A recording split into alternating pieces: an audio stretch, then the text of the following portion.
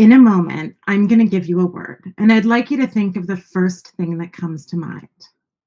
The word is ISIS. Now, if you're like most people I've played this little game with, you thought of something related to the terrorists who claimed ISIS as their acronym for their dark movement. But it wasn't theirs to take. And since the theme of this particular International Women's Day is choose to challenge, I'm going to challenge you to help me reclaim it. Because if you're like most people, you forgot that Isis is a sacred name, one that belongs to the original Egyptian goddess. And she wasn't just any goddess, she was the goddess, the mother of motherhood, the queen of heaven, goddess of fertility, marriage, and magic. Kind of a big deal, but how easily we forgot.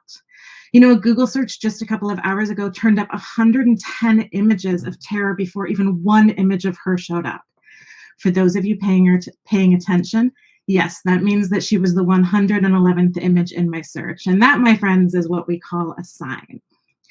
Now, Isis and her connection to fertility have long been important to me and a big reason why I haven't forgotten her. You see, a little over a decade ago, I was told I would never be able to get pregnant. My womb was doomed and I had to fight to even get a fertility specialist to see me. And the center that I landed in was called Isis Fertility. I remember feeling like I was in the right place. Well, it turns out that Isis Fertility couldn't get me pregnant, but dealing with my trauma did, and in healing my own Me Too experiences, I spontaneously healed my body and became naturally pregnant.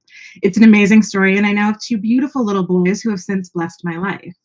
But back to Isis, she was a badass, and when her beloved Osiris was killed by his evil brother, and his body parts scattered in the Nile, she went out and she found them. Well, she found almost all of them. You see, his phallus was missing, but Isis fashioned an artificial one and put him back together, breathed him back to life. And well, they got it on and they had the sun god Horus.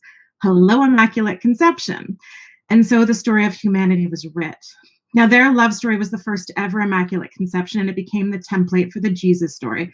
And I'm sharing all of this with you now because some 2,000 years later, after Christ, I believe that we're all called to a form of Immaculate Conception, not in the virgin sense, but in the consciousness sense. Sound crazy? Well, who can deny that the dark, profane masculine forces haven't infiltrated our entire world?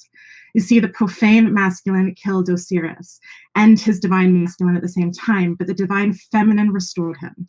She literally remembered him, and I believe that we're all called to remember her now, called to heal the trauma of the past and conceive a new future by marrying the divine masculine and divine feminine in all of us. Called to remember and called to conceive. So please, on Women's Day, say her name, remember her, and welcome the birth of a new, immaculately conceived world for your children, for my children, and for the sake of the next 2,000 years. Thank you.